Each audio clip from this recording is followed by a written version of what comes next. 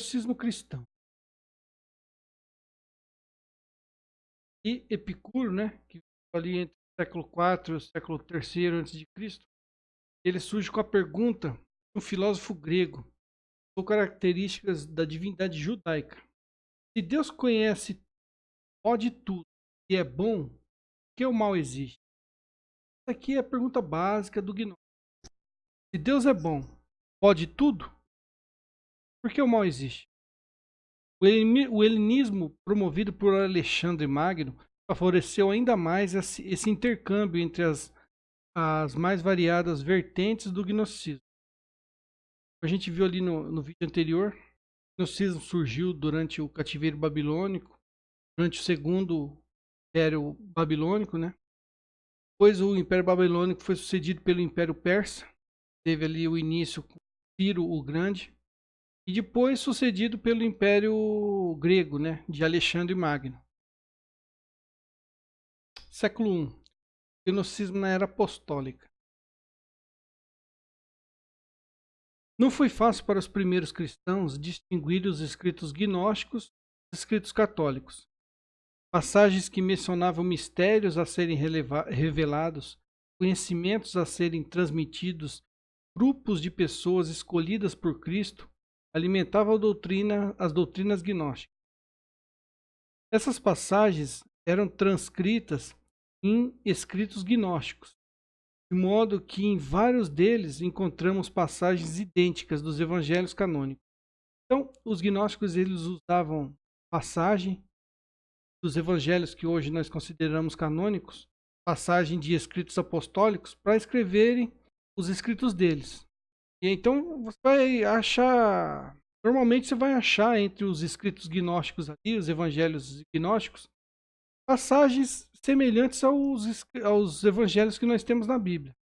Então aqui algumas passagens dos evangelhos canônicos que nós temos hoje, que os gnósticos tomavam para si, e usavam para favorecer a heresia deles.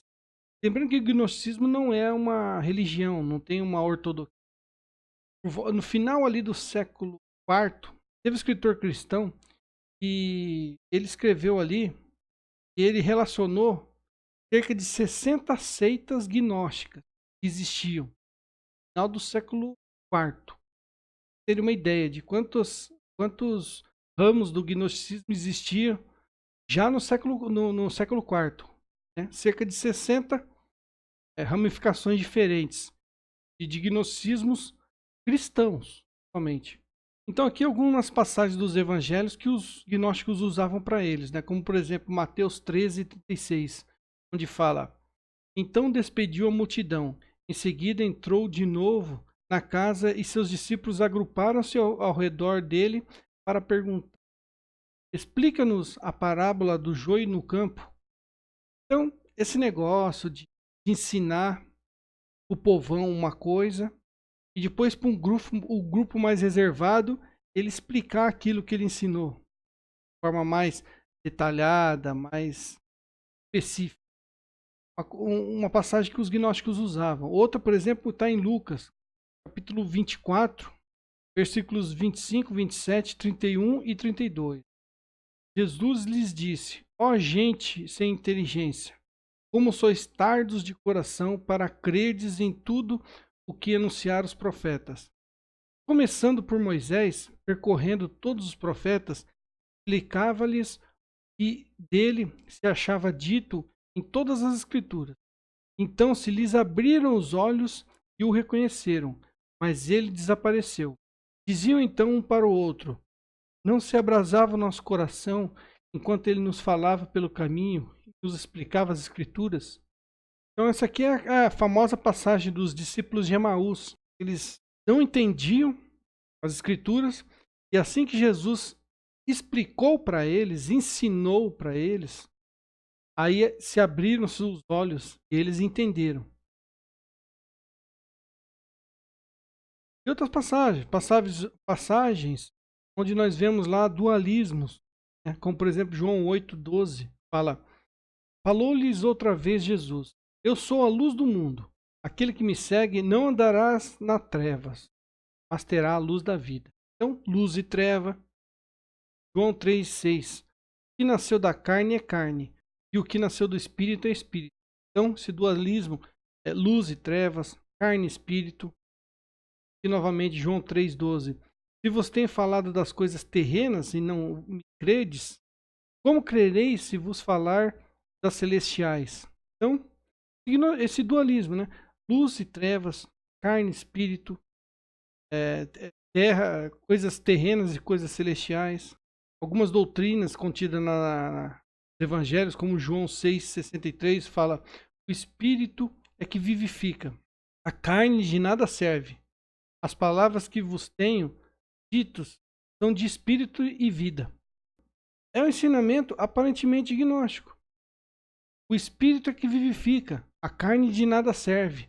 Então é como eu falei no vídeo anterior. Se você for procurar gnosticismo, toda obra, toda grande obra complexa, você vai achar gnosticismo, inclusive na Bíblia.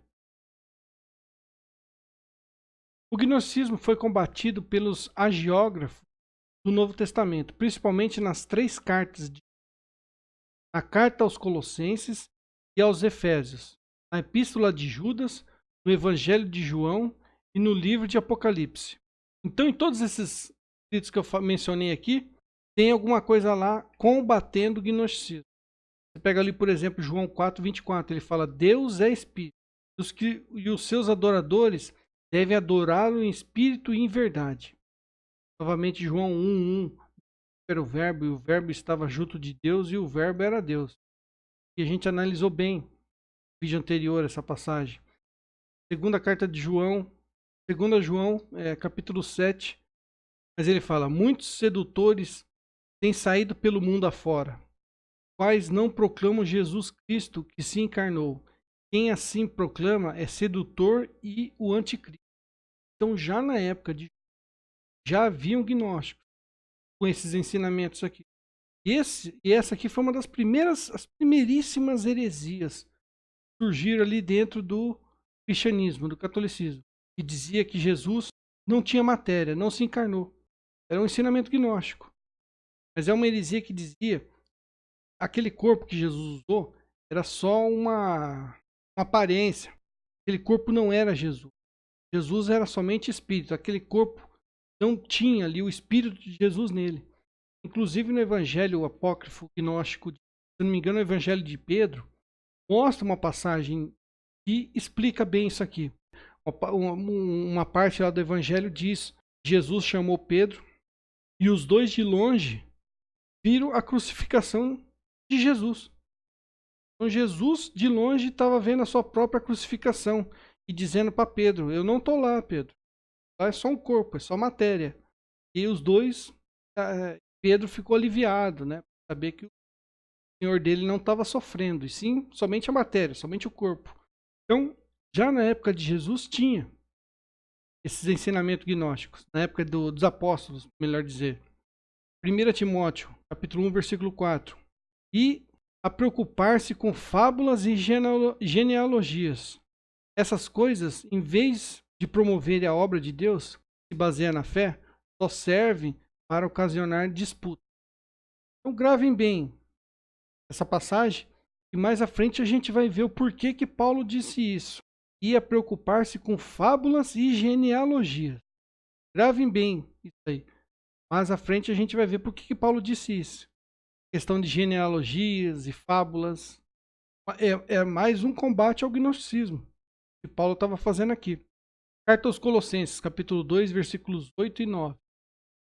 Sai de sobreaviso, para que ninguém vos engane com filosofias e vãs sofismas, baseados nas tradições humanas. Aqui ele não estava se referindo ao judaísmo, aos judaizantes. Claramente, ele fala em filosofias e sofismas. Estava se referindo ao helenismo. Nos rudimentos do mundo, em vez de se apoiar em Cristo. Pois nele habita corporalmente toda a plenitude da divindade.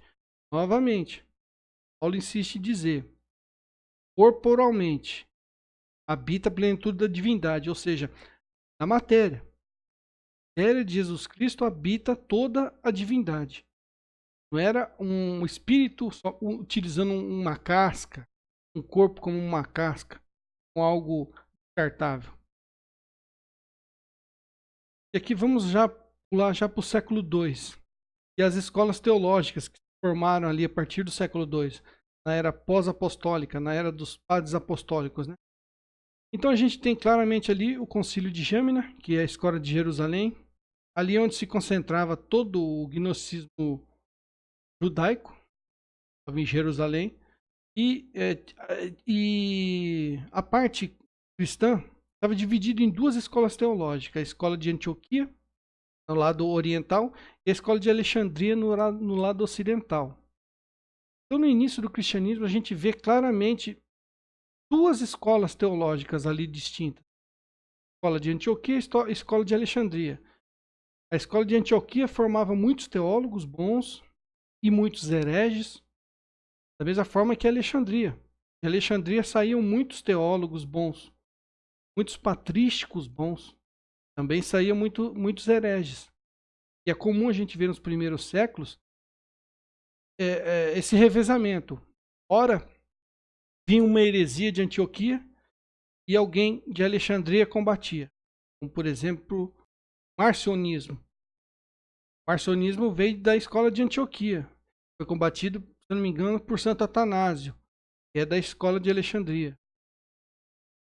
Outra hora vinha uma heresia de Alexandria, que era a heresia dos valentinianos, combatida por Irineu de Leão, que é de Antioquia. Isso aqui sempre teve aquela rivalidade, Antioquia e Alexandria, duas escolas com rivalidade. A gente vai ver que já aqui, nos primórdios, já havia essa rixa da igreja na parte oriental e na parte ocidental.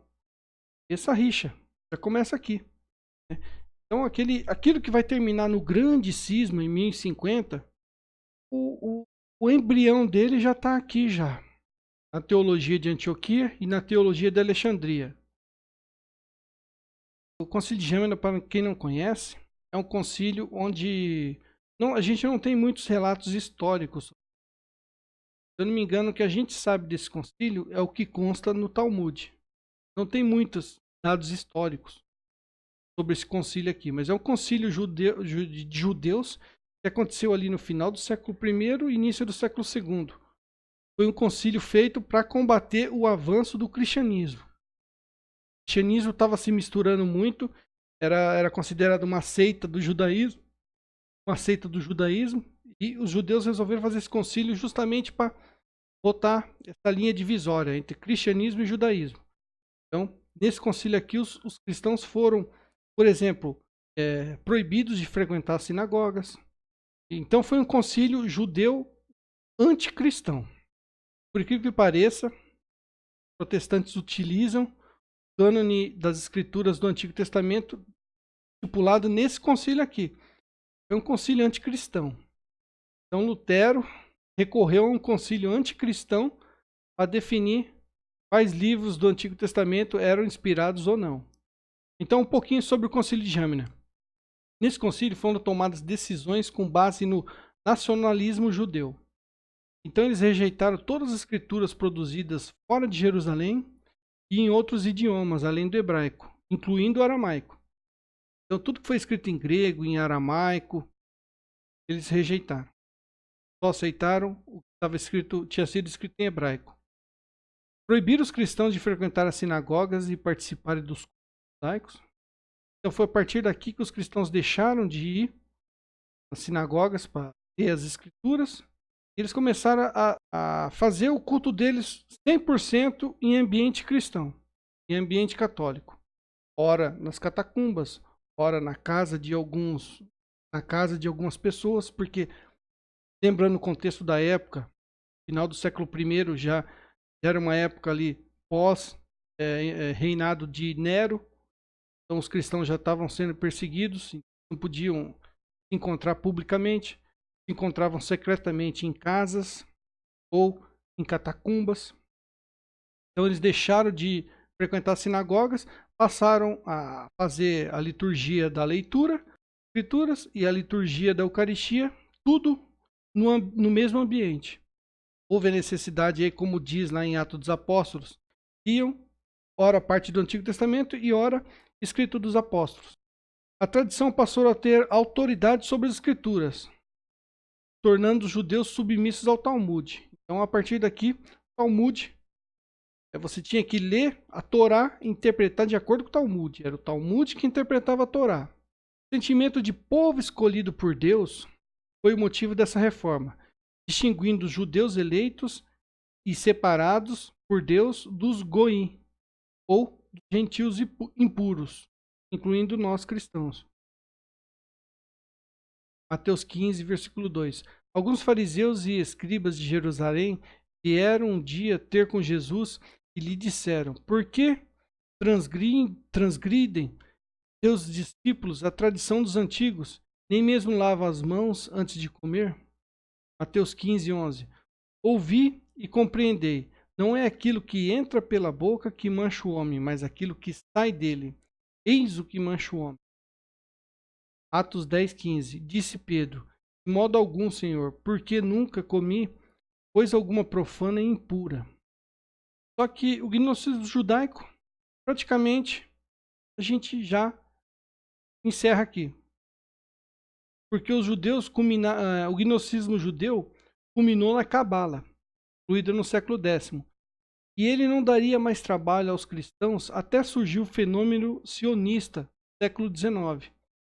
Então aqui, doutrinamente falando, o gnosticismo judeu para de ter influência sobre o cristianismo. E só vai vir a dar trabalho para a gente novamente já no século XIX, com o surgimento do fenômeno do sionismo. Começa a voltar a infernizar a gente, né? Perseguir a gente e persegue até hoje. O dualismo de Marcião ensinava que o Deus dos judeus seria o criador do mal e das coisas visíveis, um Deus vingativo e cruel. Aquele negócio lá que eu te falei, que a gente estudou no vídeo passado, a questão do Bereshit. Marcião cria naquilo. E o Deus criador, tudo, é Bereshit. E o Deus do Antigo Testamento é um Deus criado pelo Bereshit. E ele vendo que o Deus do Antigo Testamento é um Deus que ora tem piedade, ora se vinga, ora mata, ora protege seu povo, outra hora manda castigo, outra hora manda bênção. Marcião interpreta então que esse Deus é um Deus que ele oscila. Ora ele é bom, ora ele é ruim. Então, esse Deus do Antigo Testamento é um Deus mau. Enquanto que o Deus dos cristãos seria outro. Seria um Deus bom e criador das coisas invisíveis, amoroso e zeloso. Bereshit. Isso explicaria a existência do mal no mundo. Então, essa é a visão de Marcião. Então, a gente já viu uma vertente ali do gnosticismo cristão, foi Marcião. Outro que teve mas muitíssima influência nos primeiros séculos ali do cristianismo, foi Valentino de Alexandria. Valentino teve uma forte influência da filosofia e do helenismo grego. Ele elaborou a doutrina gnóstica da degradação, transcrita na grande maioria dos evangelhos gnósticos. Então, praticamente 99% dos evangelhos gnósticos, apócrifos, a doutrina que contém neles vem desse senhor aqui, Valentino de Alexandria. Essa doutrina também traria uma resposta para a existência do mal no mundo.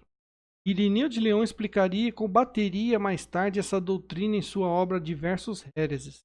Então é através de Irineu de Leão que a gente conhece toda a doutrina detalhada, sistematizada de Valentino de Alexandria. É Irineu de Leão que vai combater essa heresia aqui, que posteriormente foi denominada de valentiniana. Os caras que seguiam essa heresia aqui eram chamados de valentinianos. Então eu fiz esse esqueminha aqui, para vocês entenderem aqui. Forma didática de ensinar para vocês, mostrar para vocês como que é a doutrina da degradação, elaborada por Marcião. Então, isso aqui que eu vou mostrar aqui é tirado da obra de Irineu de Leão, Diversos Héreses. É Irineu de Leão que detalha tudo isso aqui. Então, funciona mais ou menos assim. O primeiro Eon, que é o Deus perfeitíssimo, por espírito, chamado pelos gnósticos de protopai, e dentro das escrituras você encontra ele pelo nome de abismo, existia antes de tudo, juntamente com a enóia. Dentro das escrituras você acha pelo nome de graça ou silêncio. Então era um casal na realidade. Deus perfeitíssimo, por espírito, era um casal. Juntos geraram nous. Nas escrituras você acha pelo nome de princípio. E também a verdade. Esses 4 eons foram chamados de tétrada. E era composta por casais chamadas sigísias. Esses primeiros 4 eons, que são 2 casais, Valentino deu o nome de tétrada. E cada casal, ele deu o nome de Cisígias. O princípio, por sua vez, gerou Logos e a Zoe. Também o homem e a igreja. Esse segundo casal aqui, gerado, gerou mais 2 casais. E essas 4 Cisígias formaram a Ogdoad. Começa assim. O casal gerou um casal. Esse casal gerado gerou mais 2 casais. Depois geraram mais. E foi gerando. Foi gerando. Logos e Zoé, querendo glorificar o Pai, geraram 10 eons, chamado década. O homem e a igreja, que era um outro casal, geraram mais 12 eons, chamados de duodécada. E esses 30 eons, e a soma desses todos que eu falei, formaria o pleroma invisível espiritual. Então, até aqui, diz respeito ao mundo espiritual. E conforme um casal ia gerando outro casal, o casal que ia sendo gerado ia tendo menos a proximidade com o casal inicial. Uma anotação que eu fiz aqui, que é importante falar isso aqui. A Ogdoad era composta pelos eons, que tinham comunhão direta com o protopai, Deus. Por isso eram os únicos perfeitos e que não sofreram a degradação. Era composta pelo protopai, pelo princípio, pelo verbo e pela igreja. O apóstolo João vê nesse início não divindades, e sim a trindade, e descreve isso no início do seu evangelho. Era composta pelo protopai, princípio e verbo. Aí a trindade. E onde entra a igreja nessa trindade? Lá em Efésios 1, versículos 22 e 23. Então João fala no evangelho dele, João 1, no princípio era o verbo estava junto de Deus e o verbo era Deus. Ou seja, protopai, princípio e verbo. Deus, protopai que é Deus, Deus, princípio e verbo. No princípio era o verbo.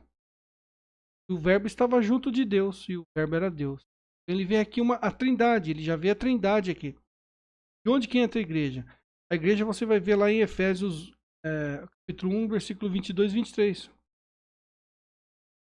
Diz o seguinte em Efésios: E sujeitou a seus pés todas as coisas, e constitui o chefe supremo da igreja, que é o seu corpo, receptáculo daquele que enche todas as coisas sob todos os aspectos.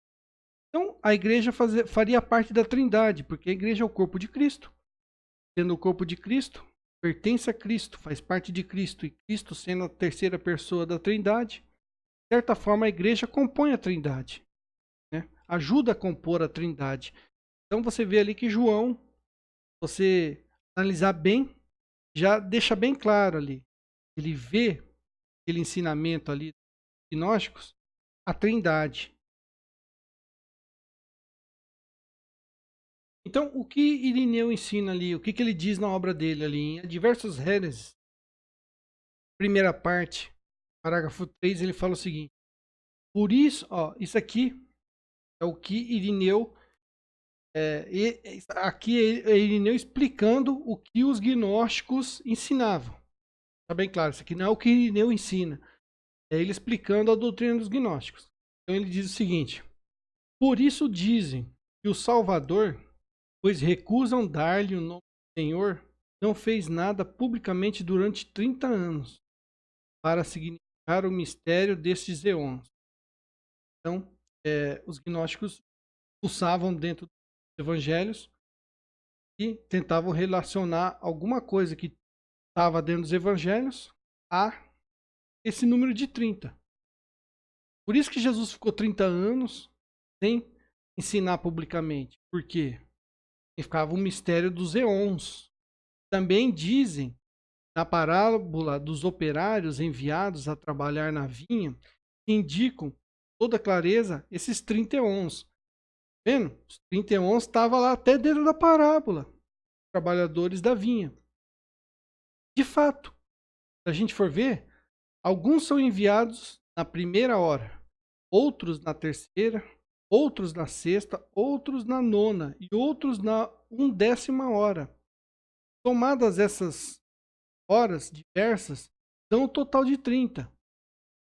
Pega 1, depois 3, depois 6, 9, 11, soma tudo, deu 30. Tá vendo?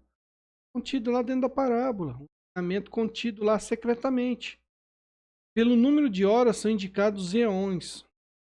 São os grandes, os admiráveis, os mistérios escondidos que eles próprios frutificam, mostrando assim como também puderam adaptar e acomodar à sua imaginação outras coisas ditas nas Escrituras.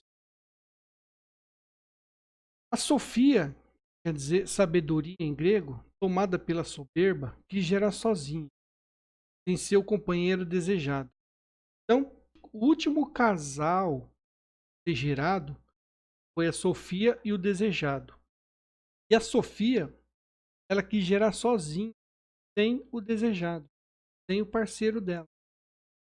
Sofia gerou então um éon deformado, por querer gerar sozinha, algo que não era mais espiritual, como até então, mas era matéria. Deixou de ser espiritual, deixou de ser perfeito, gerou pela primeira vez a matéria, deu origem à matéria. Não era mais algo perfeito.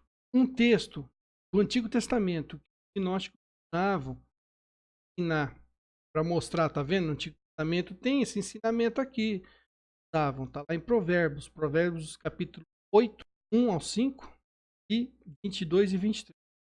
Fala o seguinte: porventura não clama a sabedoria e a inteligência não eleva a sua voz? No cume das montanhas posta-se ela, nas encruzilhadas dos caminhos.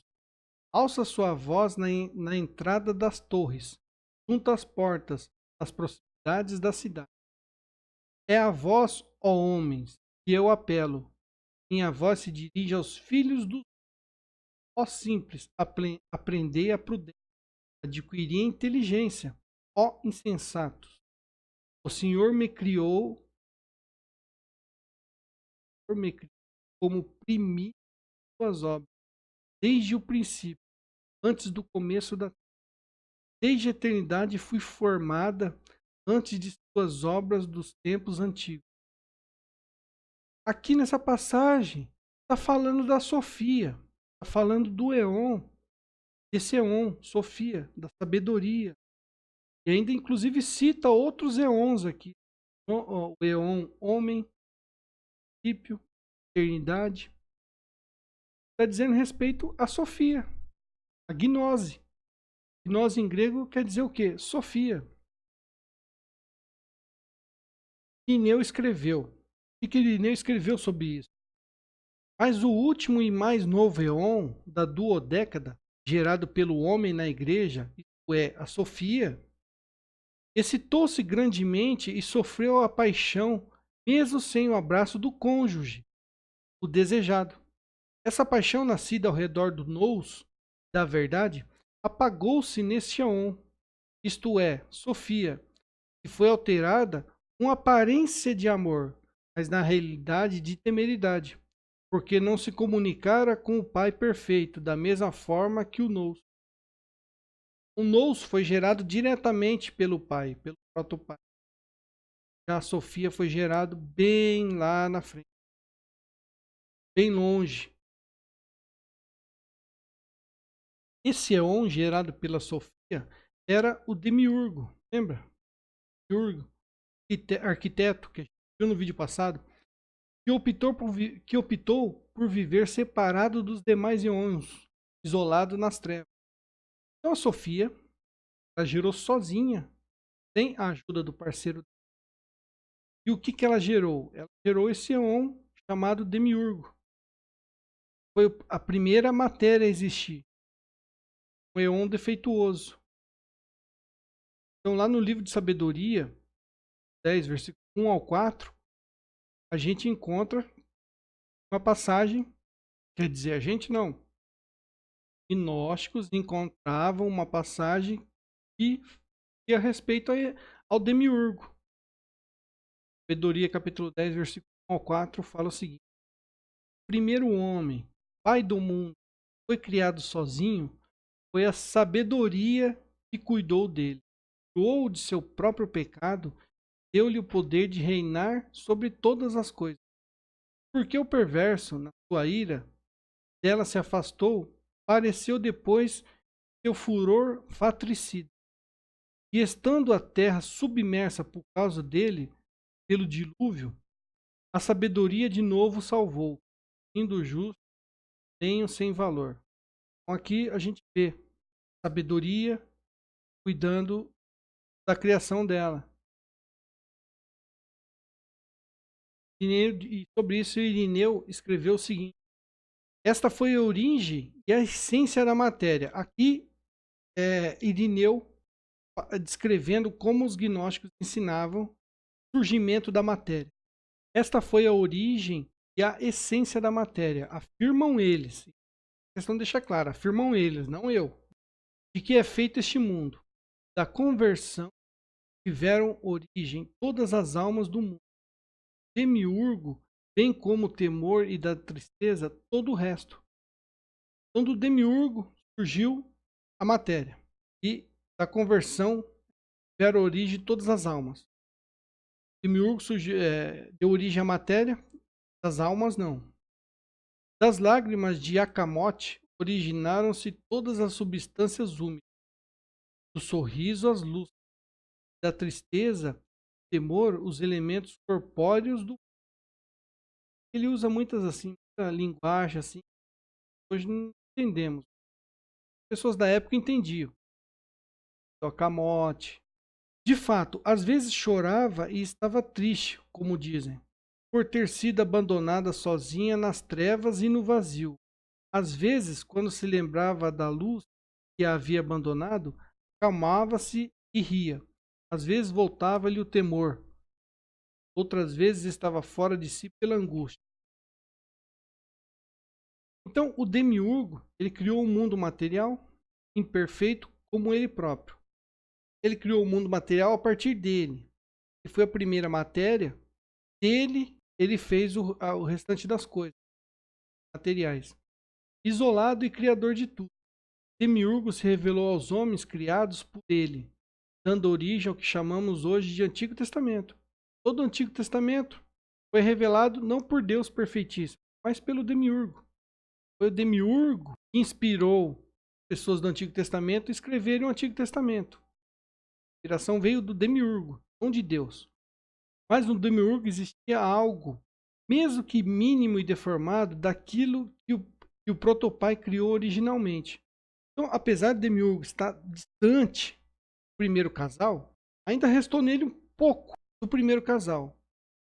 De perfeição, um pouco de bondade. Criando a matéria dele mesmo, a partir dele, também ficou aprisionada na matéria um resquício do Deus primeiro, do primeiro casal. Uma centelha divina, aprisionada no ser humano, a qual conhecemos como alma, que é libertada quando morre. Então, apesar do demiurgo ter matéria, ficou preso nessa matéria algo do Pai, Deus perfeitíssimo, Bereshit, mesmo que pouco. Quando ele fez a matéria, coisas, a criação, a partir dele, da matéria dele, então um pouco desse algo bom que tinha nele ficou aprisionado na matéria, na criação, em tudo, árvores, nos animais, era a doutrina gnóstica. Irineu escreveu: Ele, portanto, as separou, pois misturou-as e fê-las coagular, e as transformou de paixão incorpórea em matéria incorpórea. Em seguida, produziu nelas as propriedades e a natureza, a fim de poderem formar ações e corpos. A partir disso, formaram-se duas substâncias: a substância má, derivada das paixões, e as passíveis de conversão. Dizem que o demiurgo se tornou pai e Deus dos seres exteriores ao pleroma. Então, ele é pai e Deus dos seres materiais, fora do pleroma, que é o mundo espiritual. Visto que era o autor de todos os seres psíquicos ílicos. Com efeito, ele separou uma da outra. Então, ele foi demiurgo que separou a matéria material do espírito. Destas duas substâncias confusas e incorpóreas, as fez corporais. Fez os seres celestes, terrestres, tornou-se demiurgo dos psíquicos e dos ílicos. Tendo o demiurgo feito o mundo, do lodo, fez também o homem. Não tomou essa terra seca, mas substâncias invisíveis, matéria inconsistente e fluida, e declaram eles, soprou nela o psíquico. E este homem é feito à imagem e semelhança, quanto à imagem é ílico, próximo a Deus, sem lhe ser consubstancial. Quanto à semelhança é psíquico, motivo pelo qual sua substância é chamada espírito de vida, derivar do espírito.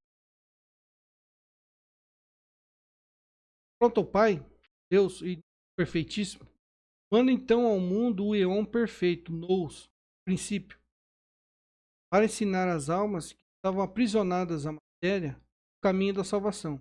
Esse éon, princípio, é Jesus Cristo, nada mais nada menos que usou o conhecimento, né, gnose, para guiar as almas até o verdadeiro Deus. Então, a gnósticos ensinava que, ao invés de conversão e ascese, bastava obter o conhecimento, a gnose, para fazer parte dos eleitos. Por ser uma doutrina simples e fácil, atraiu muitos seguidores. Você vê que até mesmo Santo Agostinho, ele se tornou gnóstico, maniqueísta por causa disso. O gnosticismo dava uma explicação fácil, simples, coisa que os católicos ali não conseguiam explicar. O gnosticismo trazia essa explicação fácil. Por que o mundo é mau? Se Deus é bom, é Deus criador de tudo. Os gnósticos tinham essa resposta. Era muito fácil. Então, ao invés de caridade, será salvo através do conhecimento. E os gnósticos dividiam as pessoas em três grupos. Então, para os gnósticos existiam três tipos de pessoas. Primeiro, os pneumáticos ou espirituais. Eram os verdadeiros gnósticos. Pessoas que tinham conhecimento, a gnose. Estavam nesse mundo para revelar as coisas de Deus. Somente eles podiam interpretar as escrituras e ensinar. Havia um segundo grupo, os psíquicos. Viviam conforme a alma. Grupo de pessoas predestinadas à salvação. Podiam ser evangelizadas, se livrando da influência da matéria. Então aqui já começa a predestinação. Predestinação é uma coisa gnóstica. Os gnósticos ensinavam a predestinação. E o terceiro grupo, ílicos, viviam conforme a matéria. Pessoas que não poderiam ser evangelizadas. Não seriam salvas, sendo predestinadas ao inferno. Existiam pessoas predestinadas salvas, pessoas predestinadas ao inferno. Dupla predestinação. E os escritos gnósticos. Fragmento de Muratori, datado aqui do século II. Então, o datado da segunda metade do século II é o cânone mais antigo elaborado pelos bispos da igreja. Menciona alguns escritos aceitos pelos bispos e outros que foram rejeitados. Então, em primeiro lugar, alguns dizem que o cânone de Muratori é mais antigo. É ali do final do século II, talvez início do século III. É errado isso. Porque nesse escrito aqui, no cânone de Muratori, tem uma passagem lá, ele cita qual é o Papa que ocupava a cátedra de Roma quando isso aqui foi escrito. Vendo o Papa citado aqui nesse escrito, a gente sabe que ele é ali segunda metade do século II, volta do ano 170.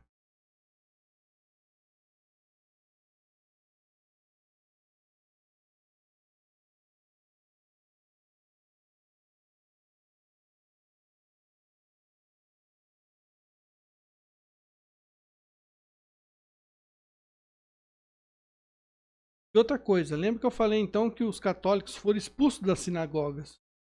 A partir desse momento, eles passaram a fazer a leitura separado dos judeus em ambiente católico.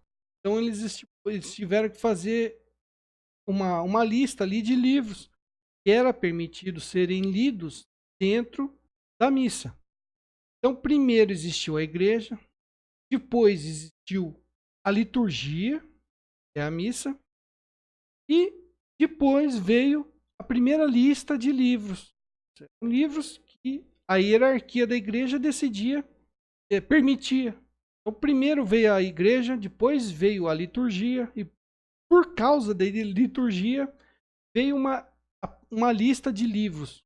Então, esse escrito aqui, o Cânone de Muratori, trata disso. Então, aqui, o que diz esse fragmento? Abre aspas. Além disso, são tidas como sagradas uma epístola a Filemon, uma a Tito e duas a Timóteo.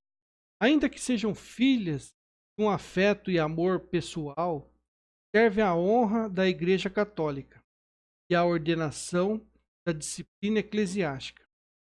Correm também uma carta aos Laodicenses e outra aos Alexandrinos, atribuídas a Paulo, mas que servem para favorecer a heresia de Marcião. A carta aos Laodicenses é mencionada, se eu não me engano, na carta aos Colossenses. Menciona essa carta aqui aos Laodicenses. Ela não entrou nessa lista aqui. E não entrou no cânone que nós temos hoje também. Nossa Bíblia. Existe essa carta aqui e ela é mencionada no carta aos Colossenses. Só que foi proibida. A carta aos Laodicenses, aos Alexandrinos, Paulo, a hierarquia da igreja proibiu. Segundo ela, contribuía para a heresia de Marcião. Marcião de Sinop, que a gente viu agora há pouco. E muitos outros escritos que não podem ser recebidos pela Igreja Católica, que não convém misturar o fel com o mel. Entre os escritos católicos, se encontra uma epístola de Judas, duas ao referido João, além da sabedoria escrita por amigos de Salomão, em honra ao mesmo. Então, a Sabedorias, o livro de Sabedorias, inicialmente aqui ele fazia parte do Novo Testamento. Detalhe interessante. No século II, o livro de Sabedorias, cristãos eles tinham como Novo Testamento. E depois foi inserido no Antigo Testamento, da nossa Bíblia. Quanto aos Apocalipses, recebemos dois, João e Pedro. Na época já tinha dois livros de Apocalipse circulando. Mas quanto a esse último, que é o de Pedro, alguns dos nossos não querem que sejam lidos na igreja. Então aqui eu vou mostrar para vocês alguns evangelhos considerados apócrifos. Falando bem, apócrifo, termo técnico usado para escritos não entrar em nenhum cânone. Nem no cânone da Igreja Católica Oriental, nem no cânone ocidental da Igreja Católica, nem no cânone judaico, nem no cânone protestante. Livro que não está em nenhum desses cânones é considerado livro apócrifo. Então, alguns evangelhos gnósticos. O Evangelho de Maria Madalena, muito conhecido. Um trechinho dele. Abre aspas. Evangelho de Maria Madalena. Pedro disse a Maria: Irmã, sabemos que Salvador te amava mais do que qualquer outra mulher. Conta-nos as palavras do Salvador, as de que te lembras, aquelas que só tu sabes, nós nem ouvimos. Então, um detalhe interessante, que os gnósticos, os evangelhos deles, Cada evangelho tinha o dito discípulo amado. A gente encontra lá no Evangelho de São João, todo evangelho gnóstico há esse discípulo amado. O Evangelho de Maria Madalena é Maria Madalena, né? O Evangelho de Judas é chamado de amado. Pega o Evangelho de Tomé, Tomé, amado. O discípulo amado, uma figura de linguagem ali que os gnósticos usavam também. Continuando. E o desejo disse à alma. Aqui já é palavras da própria Maria Madalena. Ela revelando aos apóstolos que Jesus ensinou. E o desejo disse à alma: não te vi descer, mas agora te vejo subir. Por que falas mentiras, já que pertences a mim? A alma respondeu e disse: eu te vi, não me viste, nem me reconheceste. Daste-me como um acessório e não me reconheceste. Depois de dizer isso, a alma foi embora exultante de alegria. De novo alcançou a terceira potência. A potência inquiriu a alma, dizendo: onde vais? Estás aprisionada à maldade. Estás aprisionada, não julgueis. E a alma diz: por que me julgaste, apesar de eu não haver julgado? Eu estava aprisionada, no entanto, não aprisionada. Depois de ter dito isso, Maria Madalena se calou. Então ela ensinou aquele negócio. Alma, aprisionada, séria. Depois de ter dito, Maria Madalena se calou, pois até aqui o Salvador lhe tinha falado. Mas André deu e disse aos irmãos: dizei o que tendes para dizer sobre o que ela falou. Eu, de minha parte, não acredito que o Senhor tenha dito, pois esses ensinamentos carregam ideias estranhas. Pedro respondeu, falou sobre as mesmas coisas. Ele os inquiriu sobre o Salvador. Será que ele realmente, ou em particular, quer e não abertamente conosco? E tem aquele ciúme de Pedro, ciúme em cima de Madalena. Um trecho do Evangelho de Maria Madalena. Tem também o Evangelho de Tomé. O Evangelho de Tomé, alguns gnósticos ensinavam, para vocês verem a que ponto chega. Tomé, em aramaico, ele é Dídimo. Dídimo quer dizer gêmeo. Alguns gnósticos chegaram a ensinar que Tomé era irmão gêmeo de Jesus Cristo. De modo que quando Jesus ressuscitou, não era Jesus, aquele Jesus ressuscitado que os apóstolos era Tomé. Por isso que Tomé não está na primeira aparição, porque era o próprio Tomé, era o irmão gêmeo. Então, os apóstolos confundiram Jesus com Tomé, coisa meio estranha. E um fundamento aí, fundamento mais complexo. Só um parente, só um detalhe. Então, um trecho do Evangelho gnóstico, Evangelho apócrifo, Tomé. Abre aspas. Jesus disse aos seus seguidores. Lembrando que o Evangelho de Tomé não é um evangelho histórico, história, que o Evangelho de Tomé é apenas série ali de sequência de ensinamentos de Jesus Cristo. Ensinamentos, frases, ensinamentos de Jesus Cristo, série delas. Abre aspas. Jesus disse aos seus seguidores: para-me com algo e digam-me com quem me assemelho. João Pedro disse: o Senhor é como um mensageiro justo. Deus disse: o Senhor é como um sábio filósofo. E Tomé disse: mestre, minha boca é totalmente incapaz de dizer com que o Senhor se assemelha. Não sou seu mestre, porque você bebeu, embriagou-se na fonte borbulhante que ofereci. Se afastou com ele e disse 3 sentenças. Quando Tomé voltou para seus amigos, esses lhe perguntaram: o que Jesus lhe disse? Então, aquele negócio de chamar em segredo. E no Evangelho de Tomé, Tomé era o discípulo amado. Tomé lhes disse: se eu lhes expuser uma das sentenças que ele me disse, vocês pegarão pedras e me apedrejarão. Das pedras virá fogo e consumirá. Jesus disse: como é deplorável o corpo que depende de um corpo. Como é deplorável a alma que depende desses dois corpos. Jesus disse: quem beber de minha boca se tornará como eu próprio me tornarei essa pessoa e as coisas ocultas serão reveladas para essa pessoa. Então aqui uma série de sentenças que ele tomou.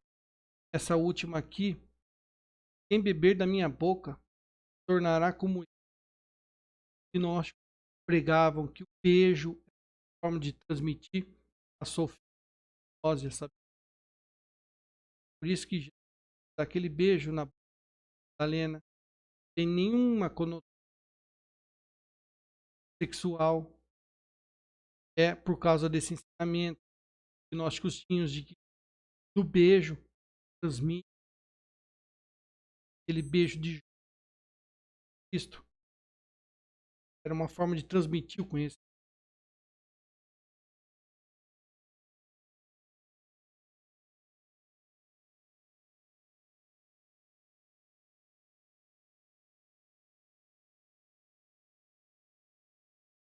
Evangelho de Filipe. Abre aspas. Luz e treva, vida e morte, direita e esquerda. Sempre um dualismo. São inseparáveis. Por isso nem os bons são bons, nem os maus são maus. É vida, nem a morte é morte. Assim é que cada um resolverá a origem primordial. Mas os que são exaltados do mundo, solúveis e eternos. Jesus é um nome oculto. Cristo é um nome revelado. Por esta razão, não está particularmente ligado a nenhuma. É sempre Jesus. Então, diziam que Jesus da matéria, Cristo era o nome da Espírito. Cristo, porém, em siríaco é Messias, grego, certamente todas as outras línguas referem-se a ele com próprias palavras. Nazareno é aquele que revela o que está oculto. Cristo tem tudo em si mesmo, seja homem, anjo ou mistério. Meu Pai. Deus é, Deus é antropófago, por isso os homens são sacrificados a ele. Antes dos homens serem sacrificados, sacrificavam-se animais.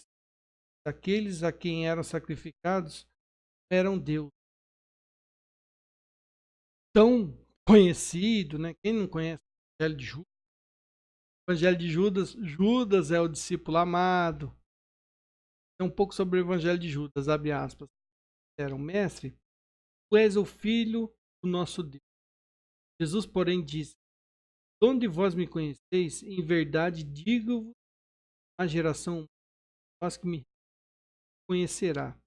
Quando seus discípulos ficaram zangados, começaram a ficar furiosos, ameaçando-o em seus corações. Mas seu ânimo era muito fraco para enfrentá-lo, com exceção de Judas Iscariotes. Todos os discípulos ficaram bravos com Jesus, mas tinham medo de confrontar Jesus, com exceção de Judas. Ele foi capaz de colocar-se à sua frente. Não conseguiu olhar em seus olhos e baixou sua cabeça. Judas falou a Jesus: eu sei quem tu és, de onde vieste. Tu vens do reino eterno, Barbelo. Sou indigno de pronunciar daquele que te enviou. Sabendo que Judas dirá algo sublime, Jesus falou-lhe: afasta-te dos outros, e eu te revelarei os mistérios desse reino. Jesus respondeu: as almas de todas as gerações de homens morrerão. Quando esses cumprirem o tempo, o reino e o espírito os abandonar, seus corpos morrerão. Suas almas serão elevadas. Evangelho de Judas, Judas ele traz Jesus a pedido do próprio Jesus. Estava se livrar do corpo e libertar seu espírito. Ele não poderia cometer suicídio, é condenado pelo. Então ele precisava que alguém o matasse. Ele escolheu Judas, através de Judas, ele ser preso e ser morto. Judas foi, na realidade, ele ajudou Jesus, traiu Jesus. Então, século III, tradição cristã versus escrituras cristãs. Então, aqui no século III, volta do ano virado ali, no início do ano 200, já tem os gnósticos usando muitas escrituras. E os católicos, para combater os gnósticos, eles usam a tradição. Foi o que Irineu fez. Então, para os gnósticos, quanto mais escrituras, mais escritos circulando entre os católicos e os cristãos, para eles era melhor. Porque quanto mais confusão, para eles era bom.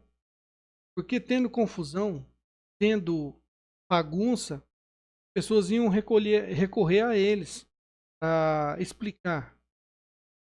Ah, se tem um evangelho que diverge do outro, quem que vai nos ensinar? Gnósticos. Eles detêm a gnose. Para eles era interessante. Quanto mais escritos circulando, para eles era melhor. Irineu de Lyon, segunda metade do século II até virada do século II para o século III.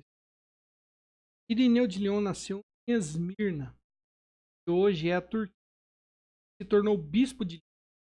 Foi discípulo de São Policarpo de Esmirna. Por sua vez, fora bispo do apóstolo São João. São João teve como discípulo Policarpo. Policarpo teve como discípulo Irineu de Leão. João foi o agiógrafo que mais combateu os gnósticos, seus escritos. Talvez por isso Irineu veio a ser mais tarde outro grande adversário dessa heresia. Essa proximidade dava-lhe o direito para dizer que Cristo pregou a João, João pregou a Policarpo, por sua vez pregou a ele. Ele apelava à autoridade magisterial da igreja para combater os gnósticos. Segundo Irineu, a igreja deveria ter uma unidade doutrinal. Fala, entre os gnósticos não há unidade. Já dentro da igreja católica, há essa unidade. A mesma coisa que é pregado num lugar é pregado no outro. Há diversos héreses. O livro 1, número 10, parágrafo 2, fala o seguinte. Aqui está dentro do livro escrito por Santo Irineu. Abre aspas. A igreja, mesmo espalhada por todo o mundo, guarda com cuidado a pregação e a fé, como se morasse numa só casa e crê do mesmo modo, como se possuísse uma só alma e um só coração. Unanimemente as prega, ensina e entrega como se possuísse uma só boca, e assim, embora pelo mundo sejam diferentes as línguas, o conteúdo da tradição é idêntico. As igrejas fundadas na Germânia não ensinam diferente como as fundadas na Ibéria, nem as dos celtas, nem as do Oriente, nem as do Egito, nem da Líbia. Então, unidade. O Irineu de Leão pregava a unidade da igreja. E aqui como que ele dividiu a obra dele, a diversos héreses. Irineu usou a primeira parte da sua obra para explicar a doutrina de Valentino, aquilo que a gente viu agora há pouco. A primeira parte da obra dele, ele explicou a doutrina valentiniana. Depois ele usa o restante para confrontá-la. Então, primeiro ele explica, depois ele rebate, depois ele apresenta a apostólica, a tradição para combater, e por final ele deixa uma lista de livros que ele considerava que eram livros católicos, não eram livros gnósticos. Então, primeiro ele deixa clara a sucessão apostólica e a autoridade da igreja. Segundo, determina uma regula fide, uma profissão de fé. E por último, ele elaborou uma lista com as escrituras que ele julgavam ser inspiradas. Porque Irineu e tantos outros insistiam em fazer uma lista de livros cristãos. E Irineu tinha uma lista, e o cânone de Muratori tinha uma lista, porque Eusébio de Cesareia tinha, porque Atanásio tinha uma lista, porque todos eles faziam uma lista. Por causa da bagunça, que na época não existiam somente 27 livros, como eu falei, no século III existiam mais de 60 seitas gnósticas. E livros escritos gnósticos existiam mais de 100, mais de uma centena disso. Então havia essa bagunça. Então, de escritos gnósticos, eu peguei alguns aqui para mostrar para vocês a quantidade. Somente de evangelho. Tinha tudo isso aqui, ó.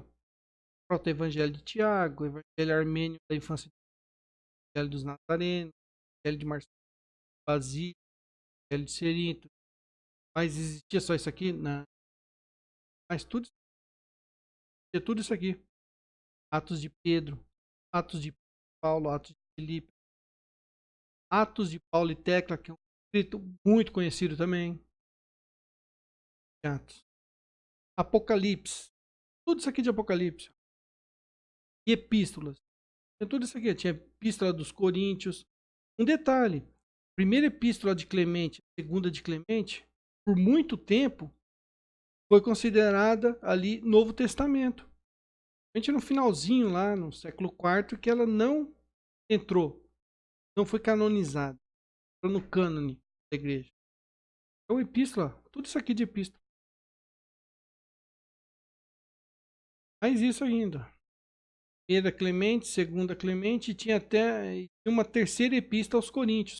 Paulo fala lá, escreve a primeira carta aos Coríntios lá do Novo Testamento, e fala num certo momento, ele menciona que já tinha escrito uma carta aos Coríntios. Uma terceira epístola aos Coríntios, perdida. Temos ela hoje. E outros manuscritos. Ó.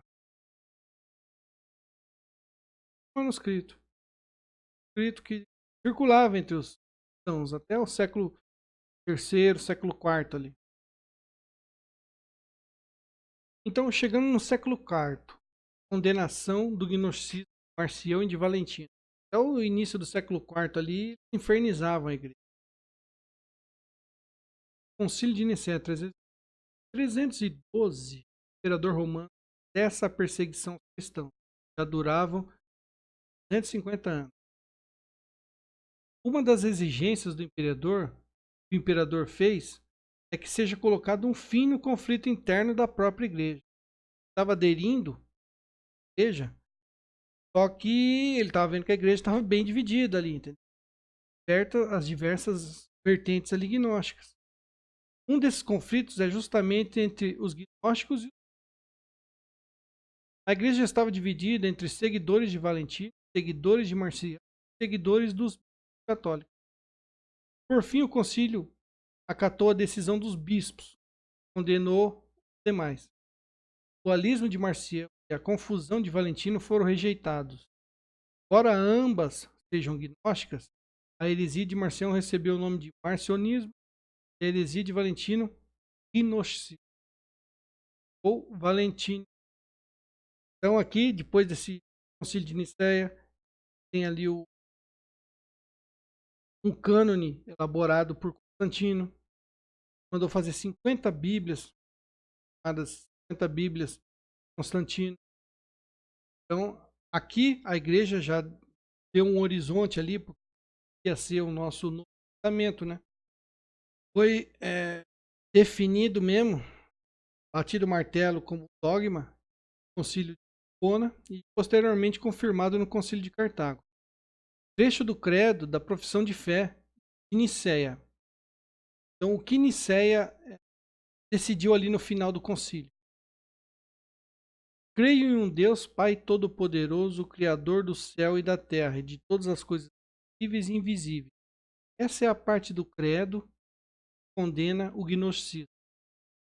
Creio em um único Deus, dois deuses, que é Pai Todo-Poderoso, Criador do céu e da terra, coisas visíveis e invisíveis, das coisas espirituais e materiais, e a condenação do... Todos os espíritos considerados gnósticos foram condenados e destruídos ao longo do século IV. Aqueles ao qual temos acesso hoje foram escondidos por seus seguidores e preservados. Nag Hammadi, escritos de Qumran e os outros que foram encontrados recentemente. Foi assim que eles chegaram até nós. Eu mostrei agora há pouco aqui, Monte Apócrifo. Século V, gnosticismo maniqueísta, maniqueísmo. A resposta católica para a pergunta dos gnósticos. Essa aqui é a resposta católica, aquela pergunta que Epicuro já fazia lá no início. Deus fez tudo bom, logo a matéria é boa. Quem peca não é a matéria, e sim a alma. A matéria é apenas um instrumento usado pela alma. Prova disso é que os animais não pecam, porque não possuem uma alma humana. A matéria é boa. A alma também era originalmente boa. O pecado original ela foi contaminada. Desde então, tende para o mal. Não é má, intrinsecamente. Tende para o mal. O pecado original não destruiu a natureza divina da alma. Estava João Calvino, como dizem os protestantes, mas apenas a deformou. Por isso somos salvos pela graça de Deus, mas também podemos colaborar para essa salvação. Ou podemos também rejeitar a salvação. Daí vem o livre-arbítrio. A transição do século IV para o século V está livre de influências das heresias de Marcião e Valentino. E poucas heresias, porque o Império, não, ali do século V, ele já quase no finalzinho do Império também, converte ao catolicismo. Lembrando que com Constantino, o Império não se converteu ao catolicismo, muito menos Constantino. Constantino tinha um bispo, foi o catequista dele, era ariano. Esqueci o nome do bispo, foi o bispo de Constantinopla, mas ele era ariano. Ele catequizou Constantino. Constantino se converteu ao cristianismo ariano. Ele era ariano, filho de Constantino ariano. Os imperadores que sucederam ele eram ou arianos, ou, no caso lá, teve um que retornou ao paganismo. Somente com Teodósio, já ali poucas décadas antes do Império cair, foi que teve a primeira conversão ao catolicismo propriamente dito. Édito de Tessalônica. Imperador Teodósio. Então, fim da perseguição mesmo aos católicos deu no final do século V. Lá no século V. Não, final do século IV. Então os católicos eram perseguidos. Vide ali Santo Atanásio, católico, perseguido, seu exílio. Vide Papa Libério, perseguido, foi exilado. Os católicos só vieram a ter vida boa ali no final do século IV já, virada para o século V, poucas décadas, menos de um século antes do Império ruir. Porém, outra forma de pensar gnóstica teria sua ascensão, caso o maniqueísmo de Manes, ou Maniqueu. Maniqueu viveu ali entre o ano 215 e 276. Nasceu na Pérsia. Olha lá. Fruto do zoroastrismo. Lembra que eu falei que ia dar trabalho, zoroastrismo? Fruto do zoroastrismo. Nasceu na Pérsia, onde hoje se localiza o Iraque. Tentou conciliar o zoroastrismo com o cristianismo, com o budismo e com o hinduísmo. Então ele atirou para todo lado. Ele tentava conciliar o zoroastrismo com o budismo, foi expulso. Quase mataram ele. Aí ele saiu lá da Ásia, do Oriente, veio para o hinduísmo, veio para a Índia. Tentou conciliar o zoroastrismo com o hinduísmo. O pessoal da Índia expulsou ele, quase morreu lá. Aí ele veio aqui para o Ocidente. E aqui caiu na graça, dando origem a uma doutrina chamada de maniqueísmo. Então ele conseguiu unir o zoroastrismo com o cristianismo, formando o maniqueísmo. O marcionismo pregava a existência de um criador imperfeito e um Deus perfeito. É o que o marcionismo ensinava. O maniqueu pregava a existência de dois deuses. O Deus perfeito e bom, criador do mundo espiritual, que é perfeito e intrinsecamente bom, e o Deus imperfeito e mau, que é criador das coisas visíveis, que são imperfeitas e irremediavelmente. O marcionismo pregava que existia um Deus bom, criou o Deus mau. O maniqueu já não. O maniqueu pregava dois deuses incriados, o bom e o Deus mau, antagônicos. O panteísmo é um derivado do maniqueu. Enquanto o gnosticismo afirma que Deus é matéria e a matéria tem um pouco de Deus, o panteísmo afirma que toda a matéria compõe um Deus. E este Deus é maior que as coisas visíveis. Matéria. O maniqueísmo se revestiu dessa forma, conseguiu muitos adeptos com um alto nível de intelectualidade. Santo Agostinho foi maniqueísta por 9 anos, até se converter ao catolicismo por volta dos 30 anos de idade. Talvez por isso ele não tenha gostado muito do cânone estabelecido.